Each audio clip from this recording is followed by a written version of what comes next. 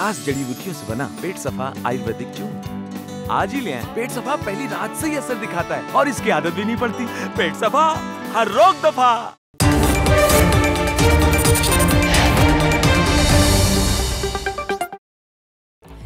नमस्कार, master stroke में आप सभी का बहुत बहुत स्वागत है। आपके साथ हूं मैं रुबिका लियाकत। मास्टर स्ट्रोक की कवर स्टोरी आज पड़ताल भरी है। देश के सबसे हाई प्रोफाइल केस की पड़ताल। मुकेश अंबानी के दरवाजे पर मिली विस्फोटकों से भरी कार में मामले में उस जांच एजेंसियों को सीसीटीवी से एक बहुत बड़ा सुराग मिल गया है, लेकिन उनके हाथ अभी भी खाली है। जिस कार में जिलेटिन की छड़ें मिली थी, उससे जुड़े इतने किरदार अब सामने आ गए हैं कि अब वो कार एक पहेली बन गई है खुद ही। इसके साथ ही सबसे पहले उस कार पर दावा करने वाले मनसुख हिरेन की मौत ने एंटीलिया कांड की परतों को और गहरा कर दिया है और इस तरह एंटीलिया कांड कार और उससे जुड़े किरदारों की गुत्थी में बुरी तरह से उलझ चुका है। मास्टर स्ट्रोक की पहली रिपोर्ट इसी गुत्थी को सुलझाएगी। आप गौर से देखिएगा।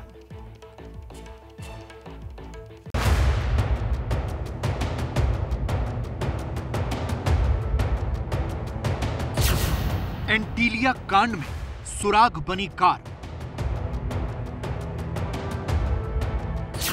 एंटीलिया कांड में मिला पीपी कनेक्शन। बम वाली कार से जुड़े नए किरदार। मुकेश अंबानी के दरवाजे तक धमाके का सामान कौन लाया, कैसे लाया और क्यों लाया? इनका जवाब ऐसी पहेली में बदल चुका है कि उसे जितना सुलझाने की कोशिश की जा रही है, वो उतना ही उलझती जा रही है। एनआईए के एक आईजी के नेतृत्व में एक विशेष जांच टीम जांच के लिए मुंबई रवाना होने जा रही है। ये जांच टीम एंटीलिया के मुख्य सुरक्षा अधिकारी समेत अनेक अहम लोगों से पूछताछ करेगी। सूत्रों के मुताबिक ये जांच टीम इस बात की भी जांच करेगी कि इस मामले के कथित मुख्य गवाह मनसुख हिरेन की मौत के तार कहीं इस साजिश से तो जुड़े नहीं हैं। जांच एजेंसियों के पास सुराग के नाम पर अब तक वो कार ही है जिसमें जिलेटिन की छड़ें रखी गई थी, लेकिन ये कार अब सुराग से ज्यादा सस्पेंस में बदल गई है। देखिए, एंटीलिया के सामने जिस स्कॉर्पियो गाड़ी में विस्फोटक और अंबानी को धमकी भरी चिट्ठी मिली थी, उसे इस मामले का सबसे बड़ा सबूत माना जा रहा है। लेकिन अब इस कार से जुड़े इतने किरदार सामने आ गए हैं कि मामला सुलझने की बजाय उलझ रहा है। इस कार से जुड़े किरदारों को जरा आप देखिए और समझिए कि क्यों मैं कह रही हूं कि उलझ रहा है। शुरुआत से देखा जाए तो इस कार से जुड़ा पहला किरदार वो शख्स जिसने विस्फोटक और जिलेटिन रखकर कार को अंबानी के दरवाजे पर छोड़ा।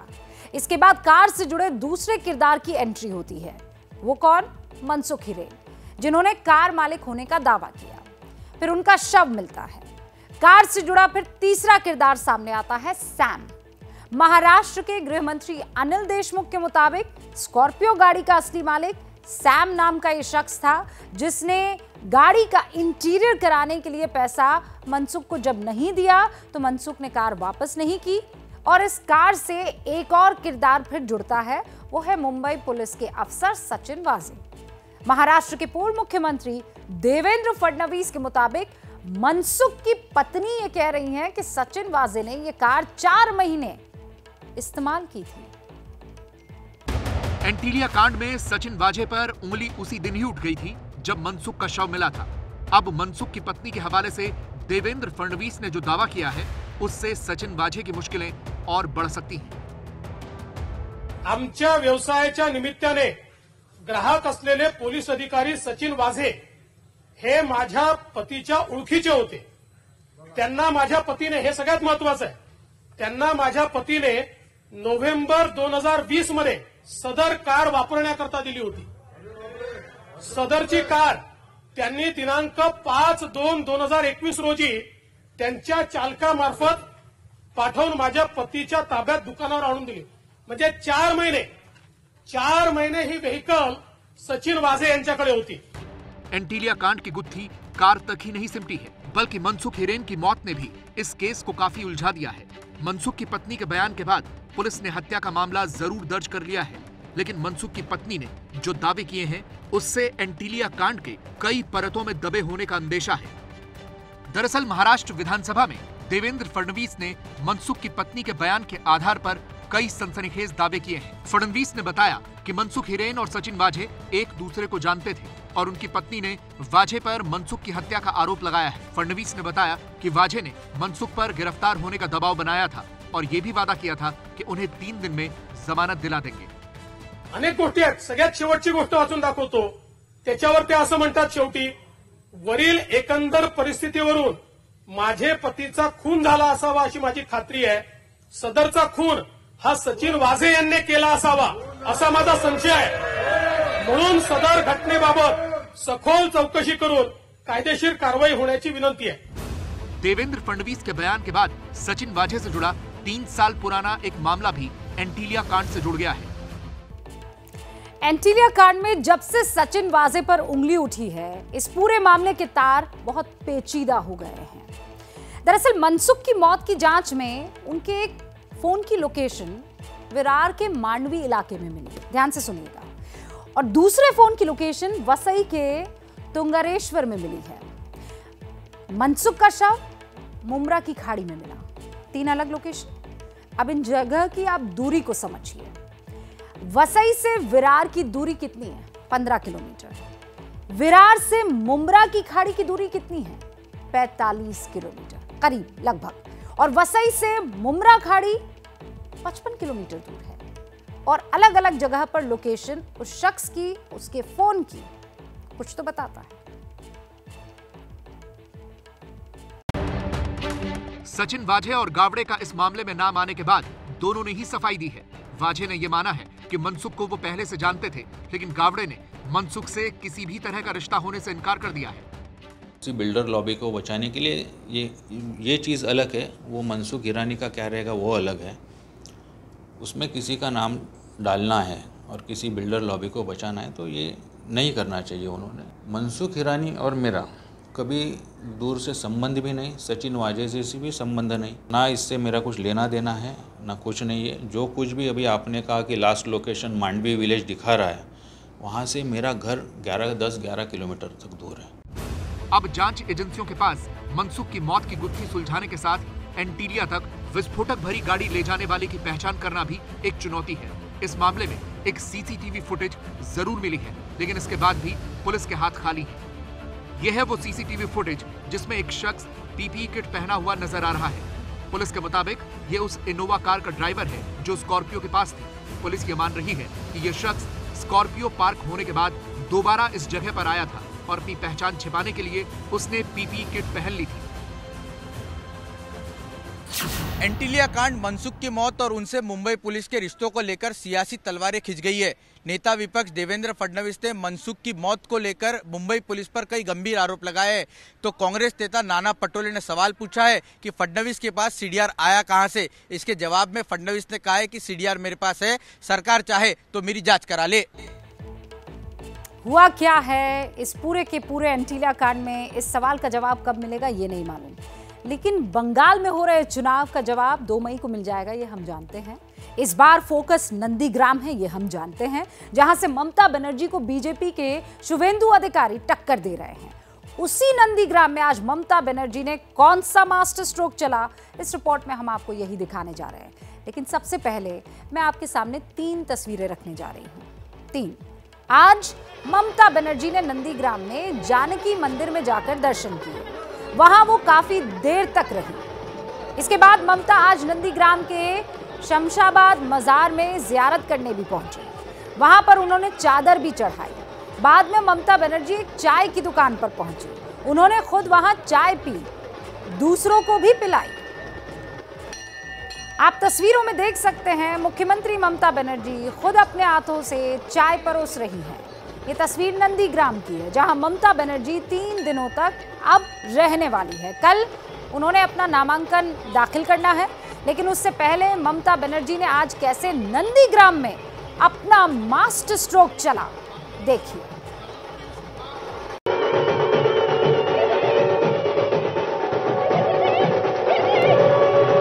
जय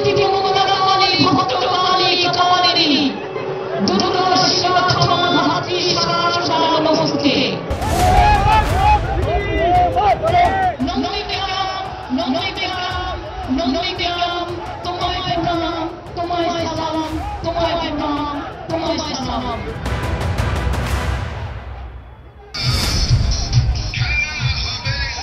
नंदीग्राम के संग्राम में ममता ने आज अपना सबसे नया दांव खेल दिया। ओम सर्वमंगल मंगल्ये शिवे सर्वार्थ साधिके शरण्ये त्र्यंबके गौरी नारायणी नमोस्तुते। सृष्टि चुनावी मंच से ममता बनर्जी ने कभी चंडी पाठ किया, कभी संस्कृत के श्लोक सुनाए, कभी दुर्गा काली को याद किया तो कभी भगवान कृष्ण को। जगद्धिताय कृष्णाय गोविंदाय नमो नमो। नमस्ते जलदभासे नमस्ते जलसायिने नमस्ते केशवानंद वासुदेव नमस्तुते। हे कृष्ण परम सिंधु दीन बंधु जगत पथे गोपेश गोपिका कांत राधा कांत नमस्तुते। दीदी ने आज नंदीग्राम के मंच से पूरे बंगाल को संदेश दिया कि असली हिंदू वही हैं, बीजेपी वाले नहीं। और चुनावी मंच से इस संदेश के बाद ममता बनर्जी सिंहवासनी मंदिर भी गई।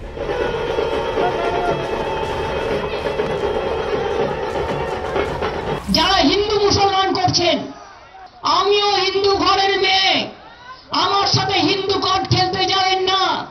আমি সকালবেলায় চণ্ডীপাঠ করে তবে কিন্তু বাড়ির থেকে বেরোই, এটা মনে রাখবেন। একটু আপনাদের শুনিয়ে দিই, যারা 30-70 করছে বলবেন হিন্দু ধর্ম নিয়ে আমার সাথে কম্পিটিশন করতে। হিন্দু ধর্ম আমায় শেখাচ্ছেন, বলুন ধর্ম নিয়ে খেলবেন? খেলা হবে?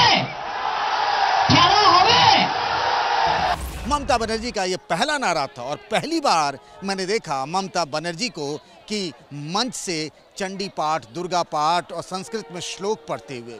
राजनीति में ये सब होता है। दिल्ली के चुनाव में भी हमने अरविंद केजरीवाल को हनुमान चालीसा पढ़ते हुए देखा था और पहली बार ममता को भी हमने नंदीग्राम में लोगों के बीच वही दुर्गा पाठ करते हुए भी देखा। नंदीग्राम में इस बार बंगाल की बेटी बनाम नंदीग्राम के धरती पुत्र की जंग है। ममता बनर्जी को वही शुभेंदु अधिकारी ललकार रहे हैं जिन्होंने कभी नंदीग्राम के जरिए ममता को सत्ता हासिल करने में मदद की थी। আমি নাকি বাইরের লোক, আমি বাংলার লোক বাইরের লোক হয়ে গেলাম ভাই, আর তুমি দিল্লির লোক বাইরের লোক হলে না। আমি দুটো রুমের একটা বাড়ি 1 বছরের জন্য নন্দীগ্রামে নিয়েছি। আমি 3 মাস অন্তর অন্তর আসবো। আমাকে 1 বছরের জন্য আমি ভাড়া নিয়েছি। মনে রাখবেন, আমি যদি কথা দিই, কথা রাখাটা আমার কথা। नंदीग्राम में ममता बनर्जी ने जहां पर घर लिया है, एबीपी न्यूज की संवाददाता मनोज्ञा लोईवाल ने वहां से ग्राउंड रिपोर्ट भी भेजी। मैं इस समय हूँ उनके घर के सामने। ये निर्वाचनी कार्यालय कह सकते हैं आप, या फिर उनका यहाँ पर अस्थायी घर। जितनी बार भी दीदी आएंगी वो यहाँ रहेंगी। अब तक ऐसा कोई स्थान था नहीं या है नहीं जहाँ वो रहती हों। नंदीग्राम आती हैं लेकिन सरकारी कार्यक्रमों में।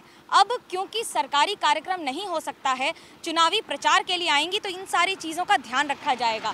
इस घर से कुछ ही मीटर दूर पर है हेलीपैड। ये हेलीपैड खास तौर से ध्यान में रख के बनाया गया है, ये सोचकर कि जब भी दीदी आएंगी उनको जितना संभव हो सके कम समय लगे अपने कार्यालय पे आने पे। नंदीग्राम में ममता बनर्जी को घेरने के लिए बीजेपी ने उन्हीं का हथियार अपनाया है। जिस तरह ममता बनर्जी बंगाल में बंगाली वर्सेस बाहरी का मुद्दा उठाती रही हैं और मोदी शाह को बंगाल में बाहरी बताती रही हैं, उसी तरह अब नंदीग्राम में शुभेंदु अधिकारी के समर्थक ममता बनर्जी को बाहरी बता रहे हैं।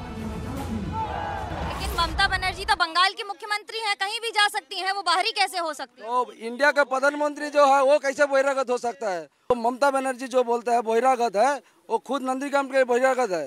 हम लोग का भूमिपुत्र मेदिनीपुर है, मेदिनीपुर जो पूर्व मेदिनीपुर शुभेंदु अधिकारी को हम लोग चाहते हैं, उनको हम लोग जिताने के लिए तैयार है। हम लोग भूमिपुत्र शुभेंदु दा को मांग रहा है।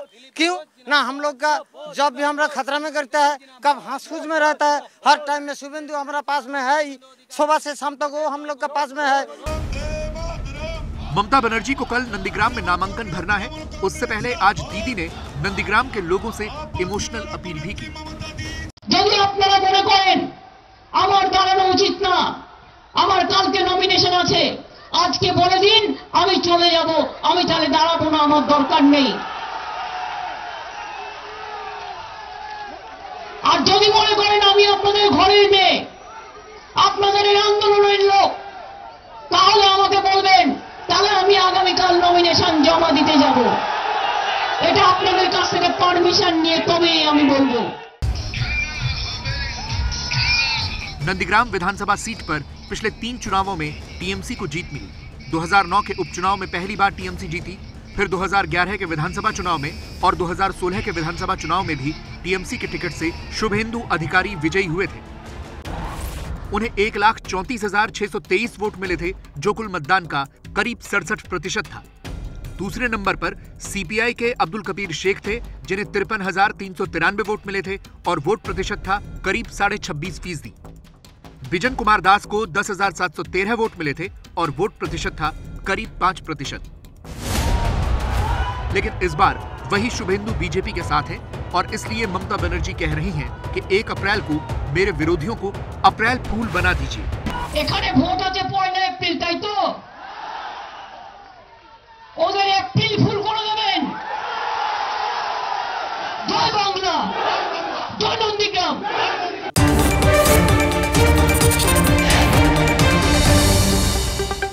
अरे भैया, तुम्हें कब्ज है क्या?